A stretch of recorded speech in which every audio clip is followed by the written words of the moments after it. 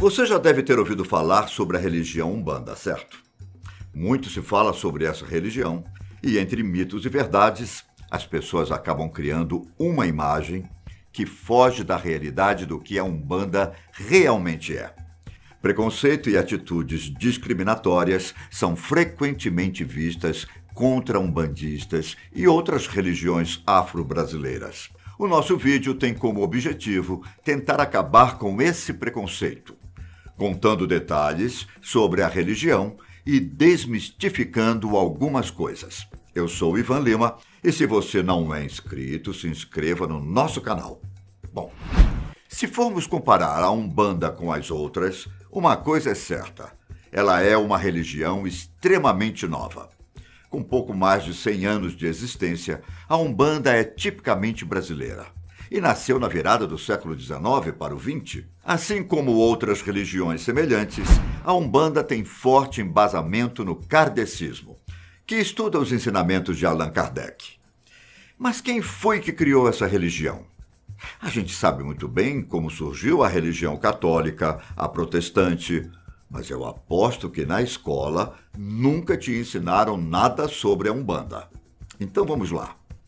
Segundo as nossas pesquisas, feitas na internet, tudo começou no final do ano 1908, no Rio de Janeiro, quando um rapaz chamado Zélio Fernandino de Moraes estava se preparando para ingressar na Marinha. Esse era o sonho de muitos jovens da época, mas por algum motivo, Zélio começou a passar por alguns acontecimentos fora do normal. Ele começou a adotar o comportamento de um velho, dizendo palavras estranhas. Sua família, preocupada com o que estava acontecendo, resolveu levar Zélio para um médico. Também assustado com a situação, o médico aconselhou a família a levá-lo em um padre, pois o que estava acontecendo com ele parecia ser coisa do mundo sobrenatural. E de fato era. Só que, em vez de levá-lo a um padre católico, a família achou melhor levá-lo a um centro espírita. No centro, os médiuns conseguiram identificar a incorporação de um espírito. No meio da sessão, Zélio, enquanto estava incorporado, teria saído para buscar uma rosa branca. Ao voltar, muitos outros médiuns que estavam na sessão receberam outros espíritos. A entidade de Zélio então resolveu se identificar, dizendo que era o Caboclo das Sete Encruzilhadas e que voltaria no outro dia na casa de Zélio, onde poderia ser escutado e aceito.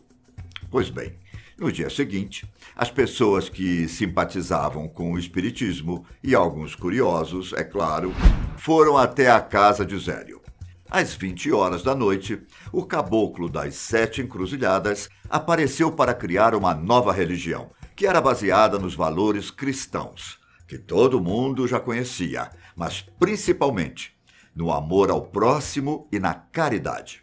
E foi aí que começou a história da Umbanda. A religião teria como líderes os espíritos dos sábios pretos velhos e caboclos, e daria preferência para atender os mais necessitados, sem pedir nada em troca.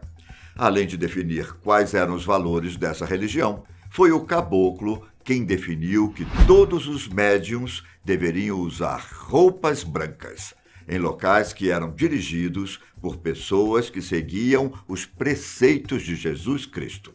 Mas afinal, podemos considerar a Umbanda uma religião cristã? Na verdade, há muitas divergências sobre esse assunto. Enquanto os umbandistas acreditam em Cristo e até seguem seus ensinamentos, eles também seguem os ensinamentos de outros sábios de forma harmônica. Ou seja, seguir os valores de um não impede de também seguir os valores do outro. Para os umbandistas, Jesus é a moral, considerado um norte comportamental. A história da vida de Jesus serve para nos espelharmos, pois são as suas manifestações de amor que devem servir como exemplo. Por isso, em muitos terreiros, ele está representado de braços abertos e no lugar mais alto do congá, o altar do terreiro. Além de Jesus, em que mais os umbandistas acreditam? Essa é uma dúvida muito comum entre as pessoas. Então, eu vou tentar ser o mais detalhista possível. Para começar, Umbanda é uma religião monoteísta, ou seja, eles acreditam que existe apenas um Deus que é chamado de nomes diferentes nos terreiros. Em alguns casos, ele é chamado de Olorum, em outros Tupã, Zambi e até Olodumarei. Mas, independentemente do nome, Deus é apenas um, o que criou todo o universo, que deu origem a tudo e a todos, e está presente em todo lugar. Aí vem os orixás, que, de uma maneira muito simplificada, são as virtudes do Criador, individualizadas e manifestadas por meio dessas divindades. Para deixar mais claro, se formos fazer uma comparação com o catolicismo, é como se os orixás fossem os santos. Deu para entender melhor agora? Então, alguns dos orixás encontrados na Umbanda são Oxalá, Xangô, Iemanjá, Ogum, Oxóssi, Oxum, Iansã, Omolu e Nanã. Além dos orixás, outras entidades também se manifestam nos cultos. Os caboclos, por exemplo, geralmente são espíritos de índios que têm como objetivo ajudar pessoas com problemas de saúde. Os chamados pretos velhos são pessoas que foram trazidas da África para serem escravas no Brasil. Apesar de terem sofrido muito quando estavam vivas, essas entidades são consideradas espíritos evoluídos, que dão bons conselhos para quem também procura evolução. Já os baianos são pessoas que viveram na Bahia, mas que optaram por serem guias e ajudar quem precisa, tendo foco no emprego, saúde e força moral. Os herês são espíritos de criança, que estão sempre rindo e brincando. Essas entidades têm fama de consolar os aflitos, pais, mães, e às vezes acabam cometendo uma travessura ou outra. Ainda temos Exus e Pombagiras, que são mensageiros dos orixás. Vale destacar que Exu é o masculino e Pombagira o feminino. E é aqui que existe um grande equívoco sobre esses dois nomes. Existe um mito de que tanto Exu quanto Pombagira estejam relacionados com o demônio. Porém, é esse tipo de boato que faz muitas pessoas terem preconceito contra a religião Umbanda. Na verdade, Exus e Pombagiras nada mais são do que espíritos que já vivenciaram diversas encarnações, mas que se encontram em um estado evolucionário superior, que as permite ajudar a quem recorrer a elas.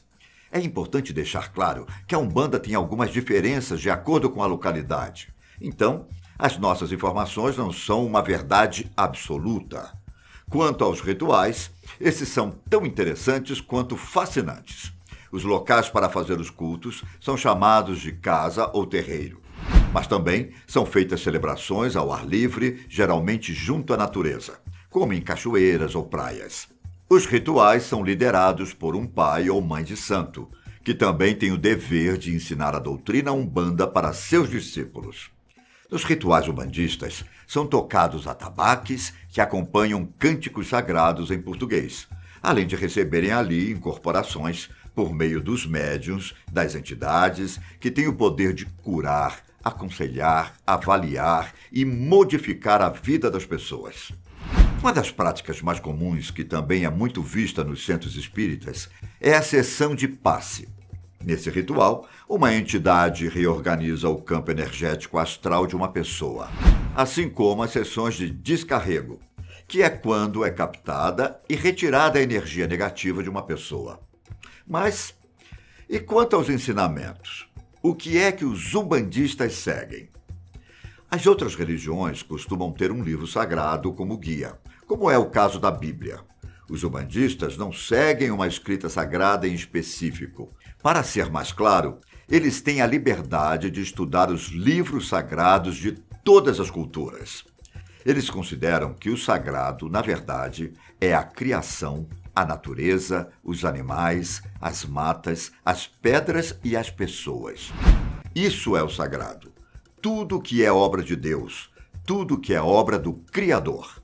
Para eles, o convívio e o respeito com a criação nos ensinam os nossos princípios, e isso não precisa de uma cartilha para dizer como fazer.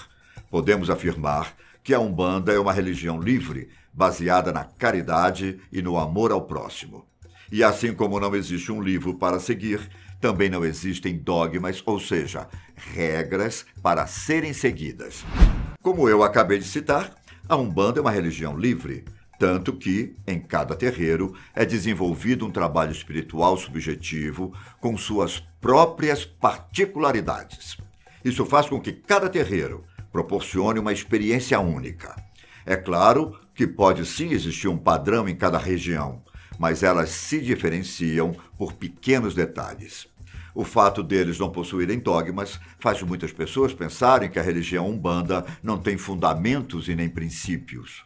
Na verdade, o que orienta as pessoas são regras básicas de bom senso, respeito ao próximo, cuidado com nós mesmos, em síntese, praticamente os princípios de amor em todas as atitudes e condutas. E por fim, eu preciso esclarecer um fato que deixa muita gente confusa. Umbanda não é a mesma coisa que Candomblé.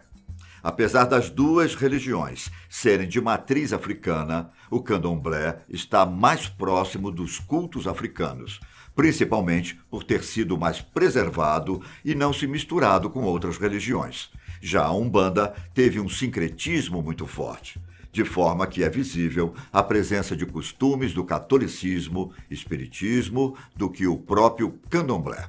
Bom, esse é apenas um pouco do que sabemos sobre essa religião incrível. Espero que as nossas informações possam ter sido esclarecedoras. Mas fica aqui uma dica. Tudo o que eu disse são informações um pouco superficiais. E se você realmente quer conhecer mais sobre a Umbanda, eu te aconselho a conhecer um terreiro. Por hoje, é só isso. Me despeço por aqui.